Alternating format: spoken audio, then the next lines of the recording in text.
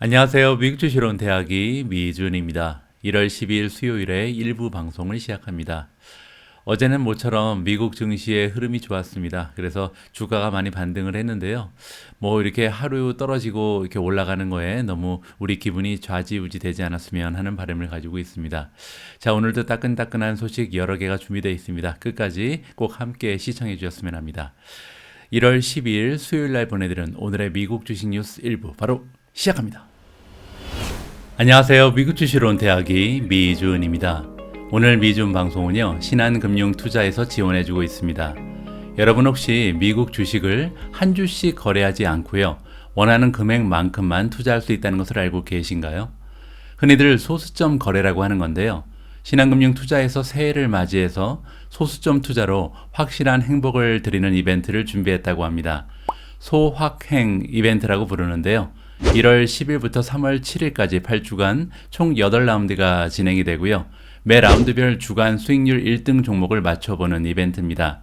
주간 수익률 1등을 맞힌 분께는 추첨을 통해 현금처럼 쓸 수 있는 신한플러스 100만 포인트, 에어팟 등 푸짐한 사은품을 드린다고 하니까요.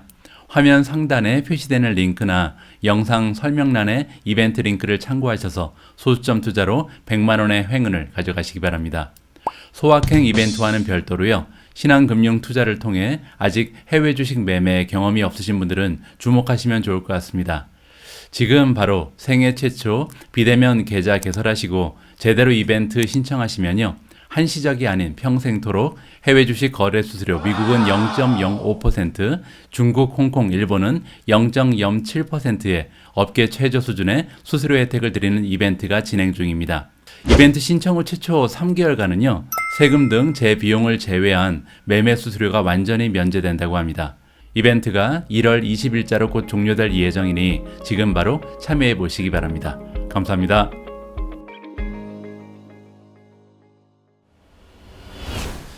오늘도 어제 미국 증시 마감 시황을 여러분들과 공유할 텐데요. 한 가지 사과의 말씀을 먼저 드리고 싶습니다. 최근 들어서요, 야후 파이낸스의 그 업데이트 상황이 약간 지연되는 경향이 있어요. 그래서 어제 제가 방송을 녹화할 때 분명히 미국 증시가 마감된 이후에 방송을 진행했는데 그럼에도 불구하고 수치가 전반적으로 맞지가 않았었습니다. 다시 한번 사과의 말씀을 드리고 싶고요. 제가 기억하기로는 이게 두 번째 있었던 경우거든요. 따라서 앞으로는 이러한 에러를 방지하기 위해서 미국 증시의 마감 시황을요, 야후 파이낸스를 가지고 유비하지 않고 이제 시킹할 바를 통해서 여러분들과 함께 살펴보도록 하겠습니다. 어제 잘못된 정보를 보내드린 점 대해서는 다시 한번 사과의 말씀을 드리고 싶습니다. 자, 그러면 어제 미국 증시 마감 시황을 함께 살펴보도록 하겠습니다. 앞에서 말씀드린 것처럼 미국 증시의 흐름이 굉장히 좋은 하루였습니다. 다우존스가 0.51% 상승했고요. S&P 500이 0.92%, 그리고 최근에 가장 많은 하락을 보여주었던 나스닥이 모처럼 1.41% 반등하면서 전반적으로 기분 좋은 하루를 보냈습니다. 자, 개별 종목에 대한 현황도 좀 살펴볼 텐데요. 제가 관심 리스트에 추가해 놓은 종목들 위주로 한번 살펴보겠습니다. 가장 좋은 주가의 흐름을 보인 종목은 메르카도 리브레고요. 무려 10.71% 정도 급등을 했습니다. 아무래도 최근 들어서 가장 많이 좀 주가가 빠졌기 때문에 많은 폭으로 상승한 것을 우리가 볼 수가 있고요. 루시드가 8.99%, 레모네이드 역시 8.61% 올라갔고요. 리오토가 8.24%, UiPath가 6.75% 올라갔고요. 펠로톤이 6.37%, 업스타트가 5.8%, C리미티드가 5.75%, 그리고 세렌스 같은 경우도 5.6% 상승하면서 전반적으로 성장주들이 굉장히 힘을 낸 하루였다. 그만큼 최근 들어서 많은 폭으로 주가가 떨어졌기 때문에 이런 반등이 나타날 수 있었다. 이렇게 생각해 볼 수가 있을 것 같습니다. 반면에 주가가 크게 떨어진 종목이 하나 보입니다. 보시는 것처럼 PACB, Pacific Bioscience of California가 무려 11.34%나 주가가 폭락을 했거든요.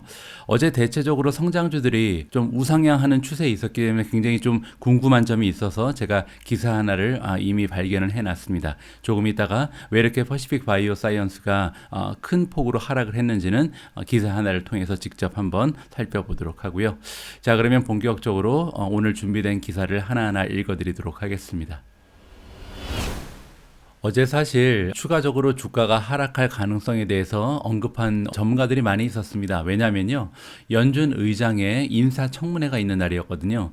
그래서 아무래도 이제 파월 의장이 공개 석상에 나오면서 다시 한번 시장에 대해서 부정적인 메시지를 날릴 가능성이 있다, 이렇게 기대를 하고 있었는데, 아무래도 어느 정도 예상된 일이기 때문에 별다른 반응 없이 좋은 추세를 보였던 것 같습니다. 자, 이번 기사에서는요, 페드의 퍼웰 의장이 어떤 얘기를 했는지 직접 한번 확인해 볼 수 있는 기회를 마련해 봤습니다. 자, 우리가 만약에 인트레스트 레이트, 금리를 인상해야 한다면, 앞으로 이제 계속해서 올려야 한다면 우리는 그렇게 할 것이다라고 파월 의장이 얘기했다. 자, 세네이터 커미티라는 것은 이제 상원 의원으로 구성된 위원회라고 보시면 되고요. 그리고 우리가 가지고 있는 툴들을 이용해서 인플레이션을 다시 되돌려 놓을 것이다라고 이야기했다고 합니다.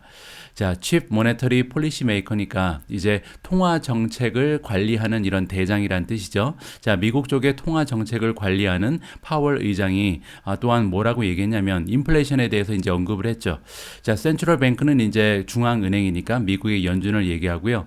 미국 연준의 주요한 포커스가 돼야 한다라고 얘기했습니다. 인플레이션이 그만큼 중요하다는 거죠. 자, 그런데 불구하고 한 가지 인정한 점이 있는데, 페드는 지금까지 그들의 목표에 조금 멀리 떨어져 있었다. 따라서 인플레이션 쪽에 많은 관심을 가지고 있지 못했다라고 고백을 했습니다.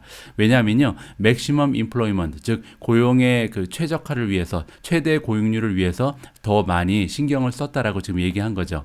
자, 미국의 법에 따르면요, 연준은 두 가지의 목표를 가지고 있다. 하나는 아까 말씀드린 것처럼 프라이스 스테빌리티, 즉 인플레이션을 방지하는 것이 첫 번째 연준의 목표고요. 두 번째 목표는 역시 최대 고용률이다. 이 두 가지의 목표를 가지고 일하는 것이 연준인데요. 아무래도 코로나 바이러스 기간 동안은 고용률에 대해서 조금 더 많이 힘을 쏟았다, 이렇게 지금 얘기를 한 거죠. 자, 그런데 여러분들 잘 알고 계신 것처럼 지난주에 이제 12월 고용 보고서 나왔잖아요. 이때 실업률이 4% 이하로 드디어 떨어졌습니다. 3.9%가 나왔거든요. 따라서 어떻게 보면 최대 고용률에 이제 가까이 갔기 때문에 연준이 이 고용률에 신경 쓰지 않고 조금 더 인플레이션에만 매달릴 수 있는 환경이 마련이 됐다, 이렇게 우리가 생각해 볼 수가 있을 것 같습니다. 자, 이번에 연준 의장은 상원위원회 앞에 섰는데, 그 이유는 뭐냐면 이번에 컨펌을 받기 위해서, 세컨텀이니까 이제 두 번째 임기를 얘기하는 거거든요. 연준의 그 의장으로서 두 번째 임기의 승인을 받기 위해서 이번에 어떻게 보면 인사청문회에 참가를 했다, 이렇게 보시면 될 것 같습니다. 조 바이든 대통령이 이번에 다시 노미네이션을 해서 그렇게 된 거고요. 이때 이제 상원위원회의 컨퍼메이션, 승인을 받아야만 두 번째 임기가 시작된다, 이렇게 우리가 살펴볼 수가 있을 것 같습니다. 제가 오미주 방송에서 최근 들어 바이러스 얘기를 많이 드리지 않았는데요. 사실 그동안 오미크론 때문에 바이러스 확진자가 엄청난 추세로 늘어나고 있습니다. 자, 지금 보시는 것처럼 데일리 뉴 케이스의 상황이 지금 과거 2년에 비해서 뭐 엄청나게 지금 추세가 올라가고 있거든요. 확진자의 수가 굉장히 많이 늘어나는 추세다. 이 점은 우리가 좀 기억을 하고 있어야 됩니다. 아무래도 확진자 수가 이렇게 늘어나다 보면 경제에는 악영향이 미쳐질 수밖에 없다, 이렇게 우리가 생각을 해볼 수가 있거든요. 다행한 점은요, 이제 사상자 수를 보면 아무래도 과거의 최절정에 이르렀을 때보다는 오히려 사망자 수는 좀 컨트롤이 되고 있는 이런 상황이 보이기 때문에 그나마 우리가 좀 안도의 한숨을 쉴 수 있을 것 같습니다. 자, 이번에는 국가별로 어느 정도의 확진자가 나오는지 좀 살펴볼 텐데요. 어제 하루 동안 전 세계적으로 확진자 수가 200만 명을 넘어섰습니다. 단 하루에 지금 확진자가 210만 명이 넘었다는 거죠. 그 중에서 이제 미국 쪽의 확진자 수가 33만 6천 명이 넘어가고요. 인디아가 18만 5천 명, 브라질이 7만 명이 넘습니다. 자, 제가 지내고 있는 UK 역시도 12만 명이 넘어가는 추세를 보이고 있고요. 자, 프랑스가 굉장히 안 좋죠. 36만 8천 명이 지금 감염이 매고 있는 상황입니다. 이탈리아가 22만 명, 스페인 역시도 13만 4천 명. 전체적으로 지금 볼 때 유럽 쪽의 상황이 굉장히 안 좋아 보입니다. 물론 이제 미국 쪽도 30만 명이 넘어가는 확진자가 단 하루 동안 나오고 있기 때문에 안심할 수 있는 그런 상황은 아닌 거죠. 그나마 다행인 점은요, 오미크론이라는 그 변종 바이러스가 그 전에 있었던 다른 바이러스에 비해서 치사율도 낮고요. 그리고 이제 환자들이 쉽게 회복을 할 수 있는 이러한 추세가 보여주고 있다는 점입니다. 자, 앞으로도 계속해서 바이러스의 확산 추세, 그리고 또 혹시나 새로운 변종 바이러스가 나타날지 않을지 우리가 좀 촉각을 세우고 지켜봐야 할 것 같습니다. 자, 이렇게 전 세계적으로 220만 명 가까이 되는 확진자가 단 하루 만에 나타나면서 여러 기업들에서 아무래도 일상생활의 복귀를 조금 미룰 수밖에 없는 이런 상황이 나타나고 있습니다. 이번 기사를 보시면요. 미국의 대표적인 기업 중에 하나인 메타 플랫폼즈, 구 페이스북이죠. 이번에 딜레이를 한다, 지연을 한다라고 나와 있습니다. 오피스를 다시 여는 것을 지연을 하게 됐다. 3월 달까지 미룬다는 소식인데요. 조금 더 자세한 내용을 보시죠. 자, 페이스북의 모회사인 메타 플랫폼즈가 이번에 다시 한번 연기를 한다. 자, 오피스를 이번에 오픈하게 돼 있었는데 다시 한번 연기를 한다는 거죠. 레이트 마치니까요. 3월 말까지 이번에 잠정적으로 연기를 한다라고 나와 있습니다. 그뿐만이 아니고요. 부스터 샷을 맞아야 된다. 만약에 이제 3월 말에 가서 오피스를 오픈하게 되면 그때 인플로이들이 다시 복귀를 하기 위해서는 부스터 샷을 맞은 사람만 돌아올 수 있는 것 같습니다. 3월 28일이 지금 잠정적으로 결정이 된 것 같은데요. 그때부터 만약에 직원들이 이 부스터샷을 맞을 수 있는 자격이 있는 사람인데 맞지 않으면 안 된다는 거죠. 꼭 맞고 그 증거를 제시를 해야만 출근을 할 수 있다. 이렇게 우리가 이해를 할 수가 있겠습니다. 자, 이번에 딜레이는요. 다시 한번 나오는데 원래는 이제 1월 말부터 풀리 오픈할 예정이었다. 따라서 메타의 직원들은요. 원래 기존의 예정에 따르면 1월 말부터 오피스에 출근할 예정이었습니다. 하지만 다시 한번 딜레이가 되면서 3월 말까지 미뤄지게 됐다. 그렇게 되면 팬데믹이 선언된 것이 2020년 3월이었잖아요. 따라서 이번 팬데믹이 이제 2년, 공식적으로 2년 넘게 지속된다는 것을 우리가 살펴볼 수가 있을 것 같습니다. 자, 이렇게 팬데믹이 2년 넘게 지속되고 나면요. 한 가지 제가 드리고 싶은 말씀이 있는데 예전부터 저는 팬데믹으로서 변화해온 우리의 생활 양식은 변화가 아니라 진화로 이해해야 된다. 이런 말씀을 여러 번에 걸쳐서 여러분들에게 드린 적이 있습니다. 그리고 이제 인류의 역사를 살펴볼 때 한 번 진화한 모습은 다시 우리가 돌아가지 않는다. 이러한 습성을 인간은 가지고 있거든요. 자, 그 얘기는 뭐냐면요. 이번 팬데믹으로 인해서 굉장히 많은 부분에 있어서 우리의 생활 양식이 바뀌었다는 거죠. 자, 그리고 여러분들 알고 계시는 것처럼 미주은의 포트폴리오를 우리가 키워드별로 정리를 해놓은 이런 차트가 있는데요. 자, 이번 테이블을 보시면 여러 가지 카테고리들이 다 이러한 팬데믹의 영향으로 인해서 굉장히 급속한 발전을 이뤘습니다. 뭐 단편적인 예로 이커머스라든지 아니면 스트리밍 메디어 같은 것이 있죠. 집콕을 하면서 우리가 이커머스를 통해서 상품을 구매하고 그리고 이제 넷플릭스 같은 걸로 이제 여가 시간을 보내는 이런 문화가 정착이 되고 있잖아요. 제 생각에는 이러한 생활의 양식은 우리가 팬데믹이 완전히 종료된 이후에도 결코 예전 수준으로 돌아갈 수는 없다라고 생각을 합니다. 뭐 그 외에도 다양한 부분이 사실 팬데믹으로서 많은 수혜를 받고 그리고 진화의 과정에 동참을 하고 있거든요. 뭐 예를 들어서 5G나 사물 인터넷도 비슷한 추세로 봐야 될 것 같고요.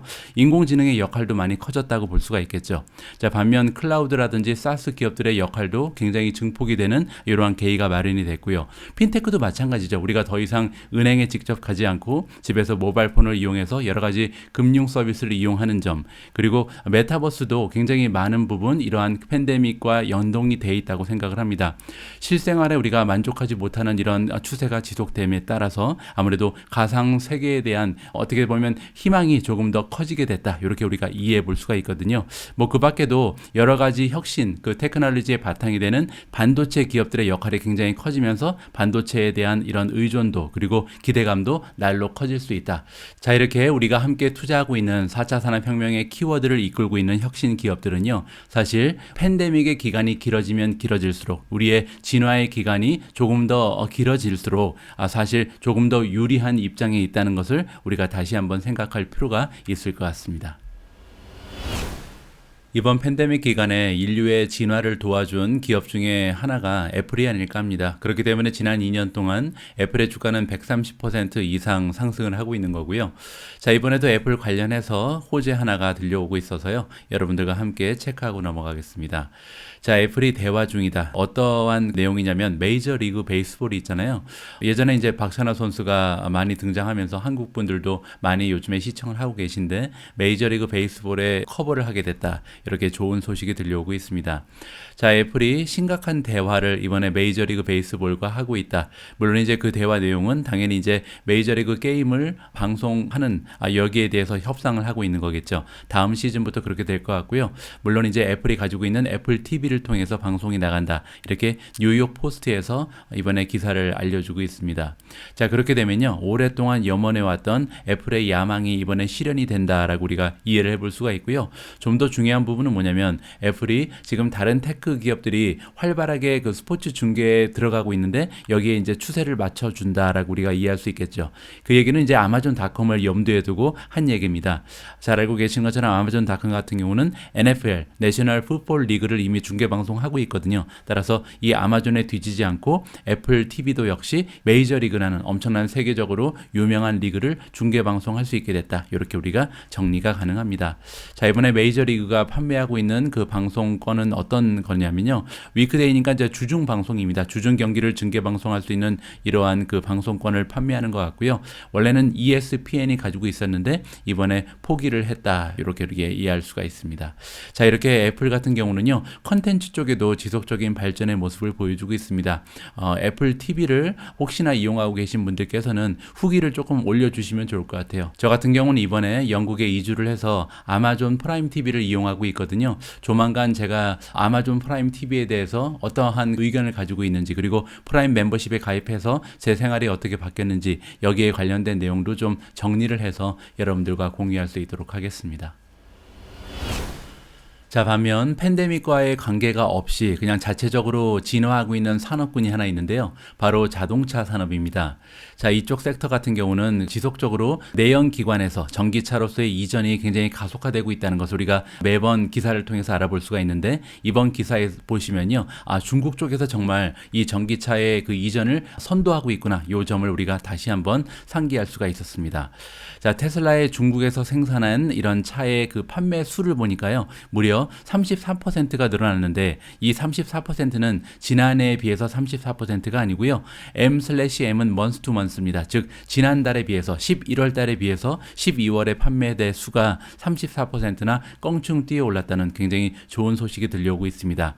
자, 그러면서 테슬라가 12월 한 달 동안 중국에서 만들어서 판매한 판매대 수가 7847대다라고 엄청난 실적을 이번에 발표를 했습니다.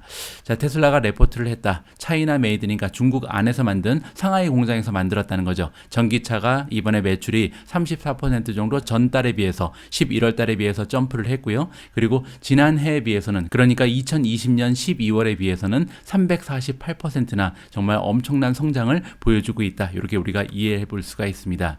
자, 테슬라는 이번에 전체 그 판매량 중에서 245대만 수출을 했다고 합니다. 그리고 이제 나머지는 다 중국의 내수를 위해서 사용한 거죠.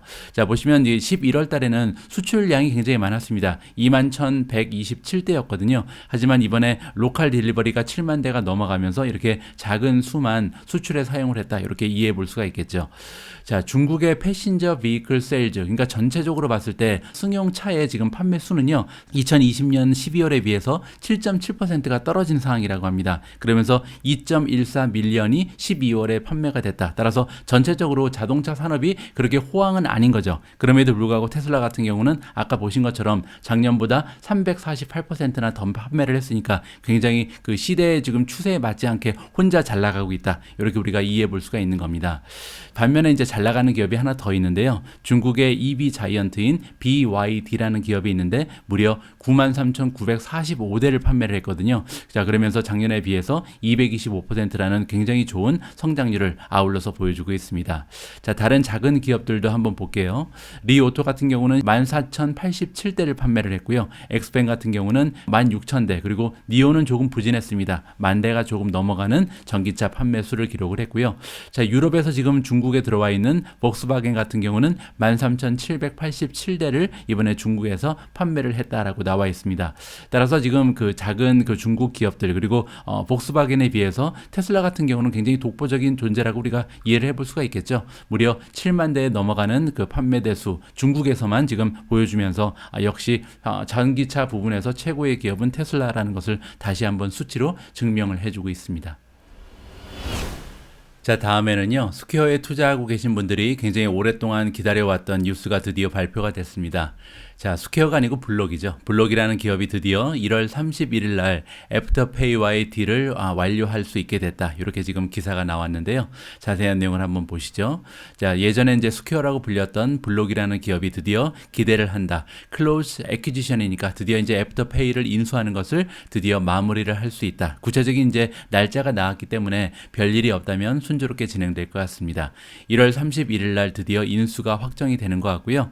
자, 여태까지 지금 이렇게 인수가 연기가 됐던 이유는요. 뱅크 오브 스페인 뱅크에서 반대하지 않는다는 승인을 해주는 이런 절차가 있었는데 이거를 좀 지연을 하면서 좀 오랫동안 기다리면서 주가가 많이 빠진 계기가 됐었죠. 자, 이번에 이 거래 같은 경우는요. 블록이라는 기업을 메이저 플레이어로 만들어 줄 것이다. 어느 부분에서 그러냐면 Buy Now, Pay Later. 물건은 지금 사고 지불은 나중에 하는 일종의 할부 서비스죠. 이 할부 서비스 비즈니스에 이제 블록이라는 기업이 메인 플레이어가 될 것이다라고 얘기하고 있습니다.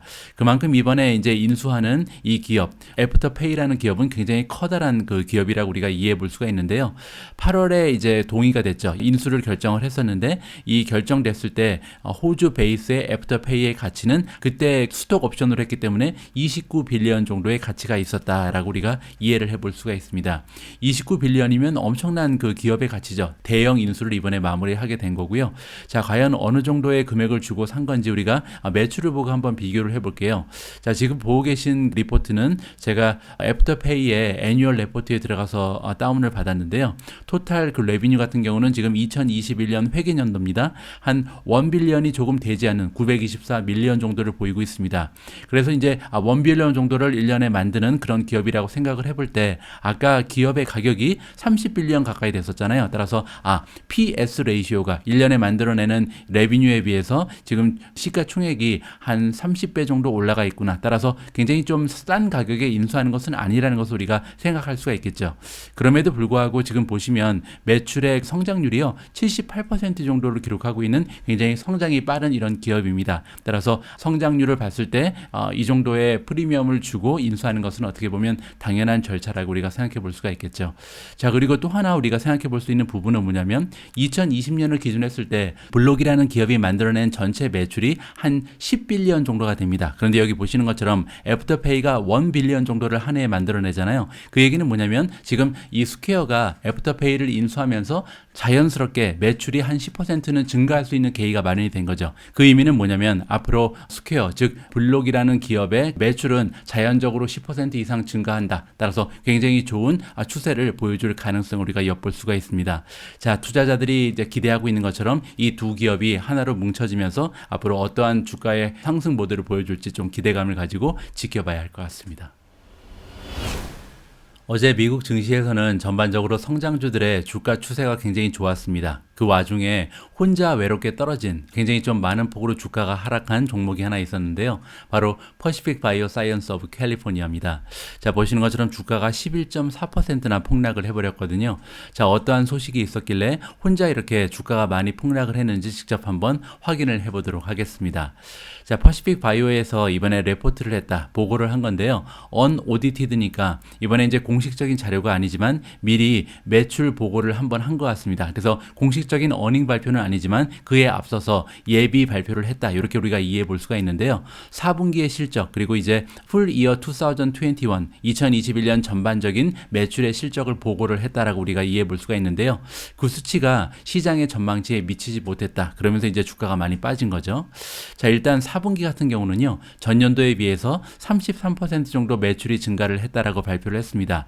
아무래도 이제 굉장히 좀 성장주 치고는 성장률이 좋지가 않았다는 거죠. 그리고 이제 2021년 전반적인 내용을 봤을 때는 65% 정도의 성장을 보여줄 수 있다라고 발표를 했고요. 자, 그러면서 이제 매출의 정확한 금액이 나오는데 4분기는 36밀리언 정도, 그리고 2021년 1년 동안 130.5밀리언 정도의 매출을 만들어냈다라고 발표를 했습니다. 그런데 문제는요, 컨센서스, 시장의 전문가들이 가지고 있었던 예상치는 4분기는 36.7이었고요. 2021년 같은 경우는 131.2밀리언이었거든요. 따라서 두 수치 모두 지금 예상치보다 떨어지는 수치를 발표를 한 겁니다. 자, 그러면서 퍼시픽 바이오의 주가가 지금 시작 전부터, 주식시장이 열리기 전부터 8.9%나 이미 떨어져 있었습니다. 그러면서 이제 시장 도중에도 추가 하락을 보이면서 결국 11%나 주가가 하락을 하면서 어제 시장을 마감했다, 이렇게 이해를 해볼 수가 있고요. 자, 다행히 좀 좋은 뉴스도 좀 들렸는데요. 파트너십 몇 개가 결성이 된 것 같습니다. 자, 이번에 이제 파이낸셜 쪽에 발표를 한 거 말고도 발표도 어떠한 발표를 해줬냐면 리서치를 위한 콜라보를 하는데 그 상대가 구글입니다. 구글과 파트너십을 맺어서요. 어떠한 그 일을 하게 되냐면 이 구글이 가지고 있는 여러 가지 기술력이 있잖아요. 예를 들어서 유전 분석을 할 수 있는 기술력, 머신 러닝이라든지 그리고 알고리즘을 발전시키는 이런 툴을 이용해서 시퀀싱에 활용을 한다. 이렇게 반가운 소식이 전해진 것 같고요. 그 밖에도 두 개의 파트너십이 더 있습니다. 하나는 베리 제노믹스고 또 하나는 제노믹스 잉글랜드입니다. 자, 이 두 기업과는 어떠한 파트너십이 결성되냐면요. 일단 베리 제노믹스 같은 경우는 이 기업에서 펀딩, 자금을 대주고 가이던스를 퍼시픽 바이오에 지금 제공을 한다라고 나와 있죠. 그러면서 두 기업이 함께 하는 것이 뭐냐면 중국 시장을 겨냥해서요. 중국 시장 최초로 지금 데스크탑 시퀀싱 플랫폼을 개발을 하는데 롱 리드를 위한 것이다. 자, 롱 리드라는 것은 유전자 DNA 시퀀싱을 할 때 두 가지의 방법이 있습니다. 짧게 잘라서 분석하는 게 있고요. 길게 보고하는 것이 있는데 아무래도 퍼시픽 바이오 같은 경우는 이 롱 리드에 초점이 맞춰져 있는 이런 기업이거든요. 짧게 잘라서 시퀀싱을 하는 기업은 여러분들 잘 알고 계신 그 일루미나라는 기업이 독보적인 존재를 지금 활약을 하고 있죠. 일루미나 같은 경우는 그래서 굉장히 숏 시퀀싱이 금액이 저렴하거든요. 그래서 업계 1위로 발돋움할 수 있는 계기가 됐다. 이렇게 이해가 가능하고요. 퍼시픽 바이오 같은 경우는 그 정확도에서는 약간 밀리긴 하지만 전반적인 스토리, 유전자의 분석을 해낼 수 있는 롱 리드를 주요 상품으로 내밀고 있다. 이렇게 이해하시면 좋을 것 같습니다. 자, 그리고 두 번째 기업이죠. 제노믹스 잉글랜드 같은 경우는요. 어떠한 목표를 가지고 파트너십을 결성했냐면 희귀병 치료를 위해서 지금 둘이 협력을 하는 것 같은데 희귀병 안에 있는 유전적인 변이 DNA가 있잖아요. 이런 변이 DNA를 발견하는데 기술력을 개발하는데 초점이 맞춰져 있다. 자, 그리고 또 하나의 콜라보가 있습니다. 세 번째 기업이죠. 제노믹스 잉글랜드와의 합작 같은 경우는요. 어떠한 목표를 가지고 있냐면 디텍팅을 한다. 발견을 한다는 거잖아요. 어떠한 것을 발견하냐면 희귀병을 일으키는 이런 유전적인 변이들이 있는데 변이 유전자를 발견을 하는 이러한 기술력을 두 기업이 함께 만들어 나간다. 이렇게 이해하시면 될 것 같습니다. 제가 방송을 통해서 여러 번 말씀드린 바가 있는 것처럼 퍼시픽 바이오처럼 이렇게 DNA 시퀀싱을 하는 기업 그리고 유전자 가위에 관련된 기업들도 여러 가지가 있죠. 뭐 크리스퍼라든지 인텔리아 이런 기업들이 있는데 이런 기업들은 1, 2년 앞을 보고 투자하는 기업들이 아니라는 점을 여러분들께 다시 한번 말씀을 드리고 싶습니다. 따라서 앞으로도요. 이들 기업들의 그 주가 변동성은 계속될 것이다. 향후 3년, 5년 이렇게 굉장히 어려운 험난한 길이 될 수도 있거든요. 따라서 여러분들이 가지고 계신 포트에서 지나치게 많은 비중을 이런 기업들에 투자하시는 건 조금 심리적으로 어려울 수가 있다는 조언을 드리고 싶습니다. 자, 이제 얼마 지나지 않아서 본격적인 어닝 시즌이 시작이 될 텐데요. 이번 어닝 시즌을 맞이해서 어떠한 종목에 투자를 하면 우리가 좋은 수익률을 거둘 수 있는지 여기에 관련된 기사를 읽어볼까 합니다.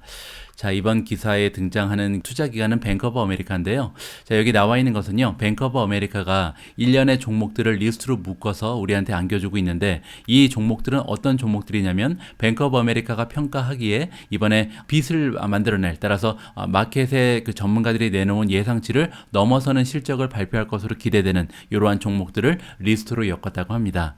자, 이번에 어닝 시즌은 여러 가지의 테마가 엮여져 있다라고 지금 나와 있는데요. 무슨 얘기냐면 예를 들어서 이제 오미크론 변이 바이러스의 영향을 누가 더 많이 받았는가 이 부분도 굉장히 중요하겠죠. 그리고 인플레이션에 누가 잘 대처를 했는지 그리고 지금 디맨드가 굉장히 높은 상황인데 어떠한 기업에서 이러한 디맨드를 잘 핸들링 했는지 자 레이버 쇼티지가 나오죠. 지금 사람을 뽑기가 너무 어려운 상황인데 이러한 고용 시장의 어려움을 누가 잘 극복을 했는지 그리고 또 하나는 중국과의 갈등이 심화되고 있죠. 그리고 중국에 관련된 기업들이 여러 가지 어려움을 겪고 있는데 얼마만큼이나 그들의 비즈니스 각 기업의 비즈니스가 중국에 지금 노출이 돼 있는지 이러한 점을 다 고려를 해서 우리가 투자를 해야 된다라고 넌지시 알려주고 있습니다. 자 그리고 이제 뱅크 오브 아메리카가 이번에 S&P 500에 들어가 있는 우량 기업들 중에서 이제 몇 가지의 종목을 스크리닝을 했다. 우리한테 골라서 알려주는 거죠. 자 이 모든 종목들은요. 뱅크 오브 아메리카가 커버를 하고 있는 종목들인데 지난 분기에서 3분기죠. 3분기 실적에서 어닝도 그렇고 레비뉴 매출도 그렇고 둘 다 시장의 전문가들의 예측치를 다 초과 달성한 이러한 기업들만 추렸다고 합니다. 자, 그뿐만이 아니고요. 지금 현재 뱅크 오브 아메리카의 애널리스트들이 바이 레이팅을 주고 있는 그러한 종목들만 간추려서 보여주고 있는 거고요. 더더욱 중요한 것은 뭐냐면 맨 마지막에 보시면 각 기업들이 자체적으로 내놓고 있는 어닝 그리고 매출에 대한 전망치가 있잖아요. 이 전망치들이 컨센서스보다 높게 나와 있는 이러한 기업들만 지금 리스트에 들어가 있다. 이렇게 이해하시면 됩니다. 따라서 여기 나와 있는 기업들은 앞으로 어닝 시즌에서 굉장히 좋은 실적을 발표를 하면서 주가가 탄력을 받을 가능성이 높다라고 우리가 기대를 해볼 수가 있는 거겠죠. 자, 가장 첫 번째로 등장하는 기업은 시게이트 테크놀로지 홀딩즈고요. 두 번째는 다나허, 세 번째는 비자입니다. 자, 네 번째는 싱크로니 파이낸셜, 그리고 퀄컴도 보이고요. 여섯 번째로 마라톤 페트로리엄, 일곱 번째가 옥시덴탈 페트로리엄, 자, 여덟 번째는 DR 호턴 INC고요. 아홉 번째 기업은 부킹 홀딩즈입니다. 자, 마지막 열 번째는 베스트 바이 컴퍼니가 선정이 됐습니다. 자, 이러한 기업들은요, 과거 3분기에도 실적이 굉장히 좋았고 지금 다가오는 4분기에도 아마도 시장의 전망치를 초과하는 어닝을 발표할 가능성이 굉장히 높다. 그리고 현재 애널리스트들이 전부 다 바이 레이팅을 주고 있기 때문에 앞으로 주가의 상승을 도모할 가능성이 높다라고 우리가 정리를 해볼 수가 있겠습니다. 자, 오늘 일부 방송을 마무리할 차례인데요. 오늘 마무리하기 전에 시킹알파를 통해서 우리가 다가오는 어닝 시즌에 내가 투자하고 있는 종목의 어닝 날짜를 어떻게 체크할 수 있는지 직접 한번 보여드릴 수 있도록 하겠습니다. 자, 일단 시킹알파의 메인 페이지에 가시면 검색 창이 나오잖아요. 여기에 여러분들이 원하는 기업을 한번 넣으시면 돼요. 뭐 예를 들어서 애플이면 APPL이 찍으면 애플에 대한 티커 네임이 나오죠. 자, 클릭을 하시면 애플의 페이지로 이동을 하는데 여러 가지 정보를 우리가 확인해 볼 수가 있잖아요. 이 중에서 우리가 지금 궁금한 것은 어닝에 관한 거니까 어닝을 클릭하시면 되고요. 자, 어닝을 클릭하면 어닝 서머리가 나오고 뭐 에스티메이트이 나오고 리비전이 나오는데 지금 우리가 관심 있는 것은 다음에 어닝 발표가 언제 있는지잖아요. 그래서 여기 보시면 지난 가장 최근의 어닝 발표 내용이 여기 나와 있고요. 그 옆에 보시면 upcoming이라는 것은 이제 미래를 얘기하거든요. 이제 다가오는 분기에 어닝은 언제 발표되는지가 여기 나와 있습니다. 따라서 애플 같은 경우는 1월 27일 날 지금 어닝 발표가 있구나라고 우리가 이해를 해볼 수가 있겠죠. 그리고 지금 어느 정도의 어닝이 예상이 되는지 여기 전망치가 나와 있는데요. 보시면 지난 분기에는 1.24였습니다. 그런데 이번 분기에는 1.88을 우리가 기대하고 있거든요. 아무래도 이제 4분기 실적이기 때문에 어닝 같은 경우 이제 3분기보다는 훨씬 더 좋은 호실적을 우리가 기대해 볼 수가 있는 거고, 가장 밑에 보시면 EPS 리비전이 나옵니다. 이게 뭐냐면 시장의 전문가들이 EPS 예상치를 상향 조정했는지 아니면 하향 조정했는지가 나와 있거든요. 여기 보시면 13번은 상향 조정됐고 8번은 하향 조정됐다. 따라서 지금 긍정적인 분위기가 느껴진다라고 우리가 정리를 해볼 수가 있습니다. 그 위에 보시면 레비뉴, 매출의 예상치도 나와 있는데요. 지난 분기에는 83.36이었는데 다가오는 4분기 어닝 실적은 117 정도가 지금 예상이 된다. 따라서 굉장히 좀 예상이 높게 나오고 있는 것이 애플의 실적이다라고 우리가 확인을 해볼 수가 있겠죠. 자, 과연 애플은 1월 27일 어떠한 어닝 결과를 발표할지 기대감을 가지고 지켜보면 좋을 것 같습니다. 자, 오늘 일부 방송을 위해 준비한 내용은 여기까지입니다. 제가 나름대로 분량을 좀 줄여보려고 노력을 하는데 욕심이 많다 보니까 항상 방송이 길어지는 것 같습니다. 자, 긴 방송 마지막까지 함께 해주신 모든 분들께 다시 한번 감사의 말씀을 드리고요. 이따가 오후 8시에 방송되는 2부에도 많은 분들께서 함께 참여해 주셨으면 합니다. 우리 모두가 미국 주식 투자로 은퇴하는 그날까지 다 함께 화이팅입니다. 행복한 하루 되세요. 감사합니다.